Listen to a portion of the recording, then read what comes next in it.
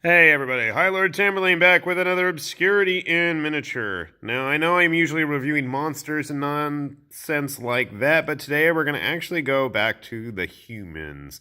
Today we're going to the other side's South Wales Borderers. These are for the King's Empire, I think it's called. The human faction in the game. And after seeing these guys on the box artwork, I was like, God damn, I gotta get something this ridiculous. You've got a bunch of very turn-of-the-century city folk waving all kinds of exoskeleton-powered weaponry. Why would I not want that, huh? I just looked at these and I'm like, crap, I gotta get this. I don't know what the hell I'm gonna use them for, but they will find a home on my table. Let's take a look at them then.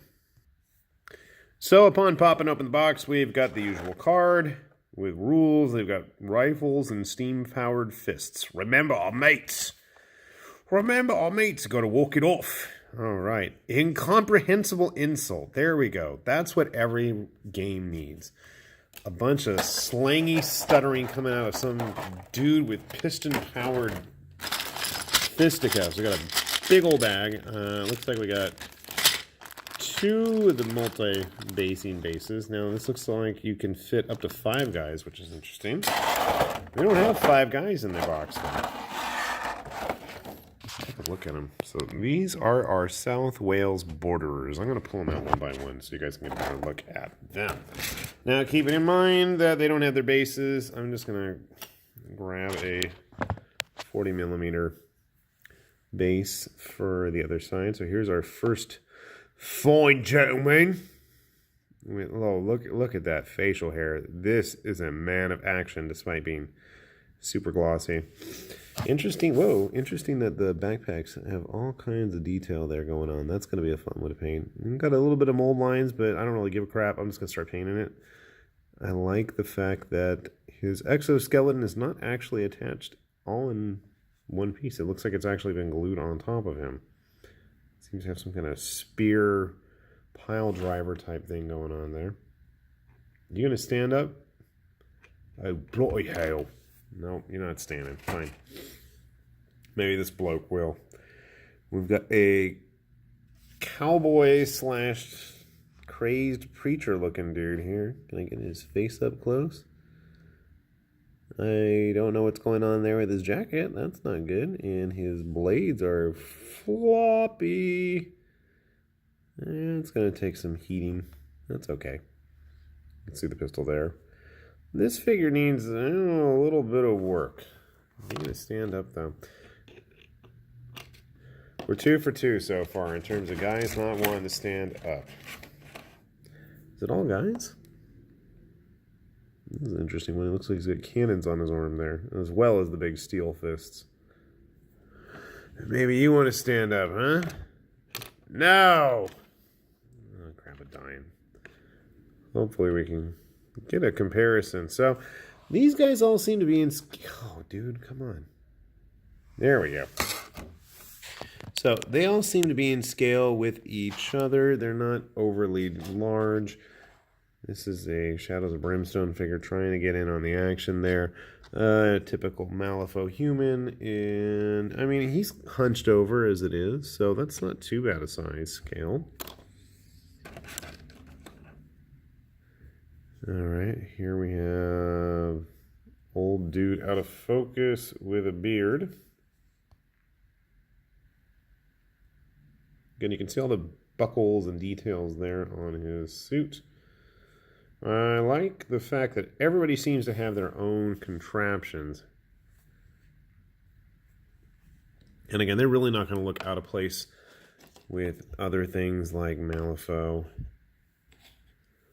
Even privateer stuff probably would get away on the table. I mean, honestly, you want something like some kind of crazy inventor type dude running around in Shadows of Brimstone? Here's a Brimstone figure. I mean, they're going to fit in right in scale. Let's see what else we got in the box. Alright, I like this dude. Even though he's not really in focus. Come on, man. See suspenders sticking out there? I think this is supposed to be the dude on the cover. This stiff upper lip. Defending king and country. Doesn't want to stand up. Fine. Next.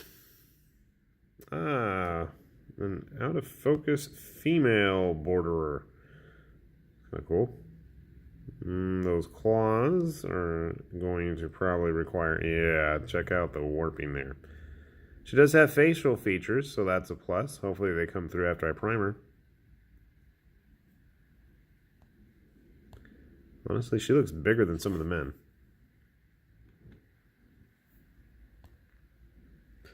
Again, not too much off scale from the other figures here. Let's grab some of the other ones in the box. Alright, we've got this dashing young man with, I don't know what's going on there. Some kind of rigid saw blade. And he's got giant mechanical hands. The better to punch you with, right? Alright, what else? Is he wearing a hoodie? You wearing a hoodie at turn of the century Victorian England? Really, my friend? I guess so. With what look like pneumatic barbed grappling hooks. Alright, well, if you say so. He doesn't seem to have a pistol or anything. These guys are all supposed to have guns, but no, you're not packing heat, dude. Go back to the back of the classroom and read your angsty poems or whatever you guys do with your hoodies these days.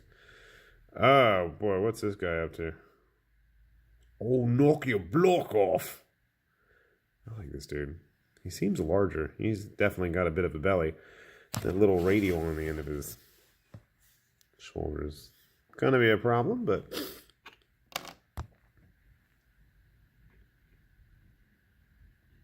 Alright, he's a little bit bigger than the others, but that's okay. He looks cool. And our last of our borderers is another female. 2 out of 9. I wish we had a couple more. Maybe there are artists and realize it. But she's got some thunderball fists going on, like super inframan here, which is pretty awesome. Looks like she's missing an eye too, but she's a tough lass, isn't she? Her Morning Star gauntlets. I mean, these guys are just crazy cool. I'm not usually a fan of the human factions, and to be honest, I'm not really a fan of most of the King's Empire stuff I've seen so far, other than the big giant robot, but the Abyssinia stuff seems to be cooler than that. But these guys are just running around with crazy mechanical contraptions to beat the crap out of giant monsters. How could you not like that? I don't know. I mean, you want to split a box with somebody, they're all unique sculpts, so there's 9 in a box, and they seem to be going for like, I don't know, anywhere around 20 to 30, depending on who's selling them, I guess. I still think Wyrd should lower the prices. I think they're too much for what they're asking. The plastic quality overall is pretty decent, but as you guys saw in the videos, some of the figures are definitely going to need a little bit of work. Some of them are better than others in that regard, but there's definitely a lot of bendy, warping pieces, small pieces of that are going to need some help. But if you wanted to use them for, I don't know, Through the Breach, I don't know if that needs any kind of skirmishy figure. Games like In Her Majesty's Name from Osprey, or if you're going to homebrew your own steampunk game, I mean, you got some awesome looking heroes right here. These guys are just cool. I hope to get these started painting soon, because they are definitely up my alley. And with that said, hope you guys have enjoyed, because this is High Lord Tamerlane saying farewell for now, and I am off to get some painting done. See you later. Bye-bye.